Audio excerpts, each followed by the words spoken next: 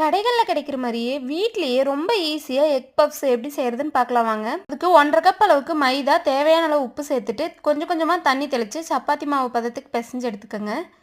இப்போ 2 ஸ்பூன் எண்ணெய் விட்டு அது நல்லா ஊற வச்சுக்கலாம். இப்போ உள்ள வைக்கிற ஸ்டஃபிங்க்கு ஒரு கடாயில் 2 ஸ்பூன் எண்ணெய், 1/2 டீஸ்பூன் சோம்பு, நீளமாக கட் பண்ண பெரிய வெங்காயம் 2 சேர்த்து நல்லா வதக்கிங்க.